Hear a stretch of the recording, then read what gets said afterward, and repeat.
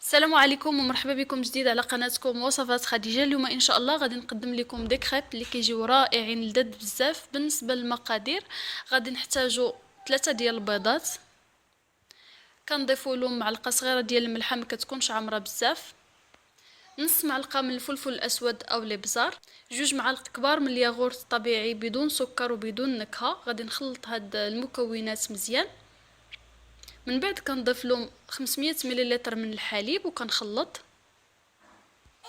وكنضيفو 200 غرام من الدقيق. نبقاو كنضيفو الدقيق شويه بشويه وحنا كنخلطو حتى كيختفيو لينا الكويرات ديال الدقيق. يمكن لكم تستعملوا الخلاط الكهربائي. من بعد ما كنخلطوا الخليط ديالنا مزيان كيف ما كتشوفوا دابا غادي ندوزو باش نطيبوه. في مقلاة غادي نوضع شويه ديال الزيت، غادي نمسحها بورق المطبخ، وهذا الورق هذا به مره غادي نبقى نمسح المقله باش ما يلصقوا لياش لي كريب في المقلاة. وكنكبوا الخليط. بالنسبه للخليط كل ما كنبغيو نوضعوه في المقلاة كنخلطوه مزيان عاد نهزو، وكنوضعوه في المقلاة كنتسناو حتى كيتحمر من تحت. من بعد كنقلبوه وكنبقاو نقلبوا فيه هكذا شويه بشويه حتى كيتحمر لينا مزيان. وغادي نستمر بهذه الطريقه هذه حتى نكمل الكميه ديال لي كريب اللي عندي كامله.